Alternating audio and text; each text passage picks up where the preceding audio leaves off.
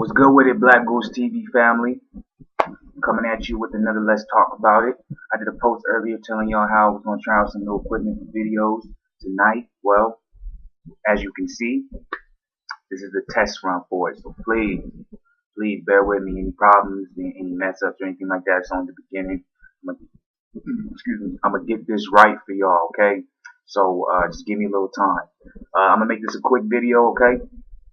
I simply want to talk about the Tyson Fury Deontay Wilder rematch. Yes, it's very talked about in the boxing community, but I just want to touch on this because we finally got to hear Tyson Fury's side when it comes to what happened between the rematch that was supposed to happen this summer between Deontay Wilder and Tyson Fury. Now, of course, in the aftermath of the Tyson Fury Deontay Wilder match, everyone believed when the rematch fell through that at first it was Wilder ducking, right? At least in my opinion, the majority of the hate or majority of the blame was put on Wilder. Over time, because Wilder spoke out so much about it, the narrative did switch, and it did seem like Tyson, more people came to the conclusion that Tyson Fury was the one who ended up ducking Deontay Wilder because he went over to ESPN. Now, in my opinion, I always believe there's three sides to every story. I believe Deontay Wilder's side 45%. I believe the media 5%. And I was waiting for Tyson Fury to say in depth why the rematch did not go through before I can decide if I can side with Fury for that 45%. Well, today he went on Errol Hawani's MMA show and he had a very interesting take on what happened. I want to share with you guys. I don't know how many of you guys saw it. There's a lot of views on the video, but since it was on an MMA channel, I don't know how many of you boxing heads picked it up. So check this out. How close were you guys to actually rematching right away after your great fight back in December? We were very close to a rematch. We had contracts, they had contracts, we were trying to agree terms. Then all of a sudden I had a massive deal from ESPN. And there may be an offer I couldn't refuse.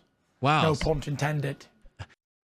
So right here he does say that the rematch clause, the contracts, they were in front of him. Things were signed, but then the ESPN deal came. Now listen to what he says when Ariel asked him a specific question. So you actually had the contract for the rematch. When would that have been? That would have been in May, I believe. Wow. And so you were the one who walked away from the deal? It would have been this month. Deontay Wilder apparently signed a 3-fight deal before I signed an ESPN. So I'm going to run that back real quick. I'm going to go back like 2 seconds. Ariel asked him basically specifically. So it sounds like what you're saying, you ran away from the deal. Wilder apparently signed a 3-fight deal before I signed an ESPN. And that's what he said. Wilder signed a 3-fight deal before he signed the ESPN deal as his rebuttal for that. Okay. He signed a deal. Fury. To fight Dominic Brazil,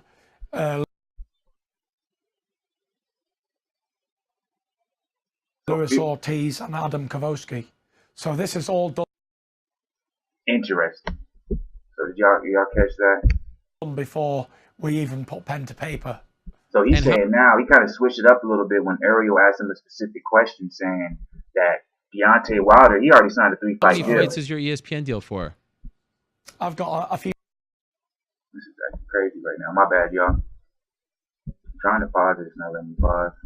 3 fights, yeah, on ESPN. And hopefully I'll stick with ESPN.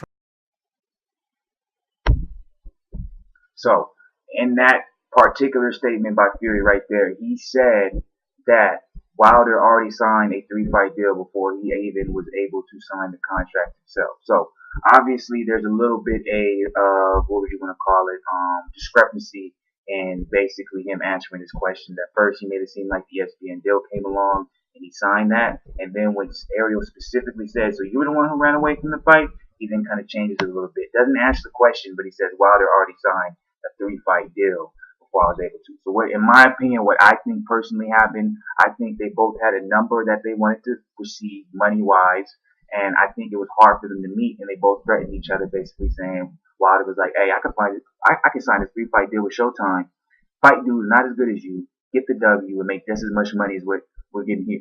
And Fury was probably like, yo, well, I got ESPN over here, and I may not make as much money as you are with that 3-fight deal with Showtime, but I'll make a lot of money, man, and I don't got to sacrifice it. So I think it just bumped heads, and I think it just fell through, which it's not a good sign for the future, y'all. It's not a good sign for the rematch in the future, because if they both keep winning, right, if they keep both taking W's, they're both going to believe that they're the A side. So now that Fury is with someone like a Bob Arum, who already has beef with someone like an Al Heyman, and they never do business together, I feel like this is just going to make the rematch even harder to happen.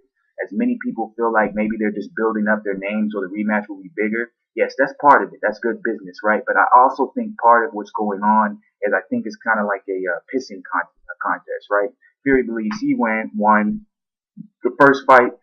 He believes he's a big draw, so he probably came to Deontay Wilder saying, "I need more money," or whoever's in charge, the management or the promotional company and whatnot. And Wilder was probably like, "Well, hey man, I starched you. You basically died in that ring. I need more money. I'm the A side." And because both of them couldn't come to terms, I feel like they're like, "Well, I'm just gonna go in my back pocket. I got a 3-fight deal with Showtime," what Wilder said, and then Fury's like, "Well, I can go over here sign with ESPN and make just as much money," and that's what ended up happening. So I don't know, man. Me personally, I don't know if this rematch will ever happen, to be real with you, but I'm gonna keep my hopes up and cross my fingers, believe it will. Now, see, I'm not disappointed hearing that Wilder did end up signing a deal to fight Ortiz and Kawanaki. Those are two very good opponents and two very good fights. Fury, I don't know who he's gonna fight, but I'm assuming from what it sounded like, he said he has about a couple fights.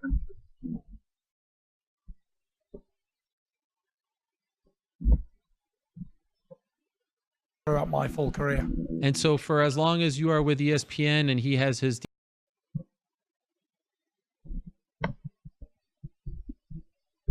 So this is acting a little crazy, so I'm gonna let it. I'm just gonna leave it alone for now. But yeah, that's really all I wanted to really talk about when it came to this, man.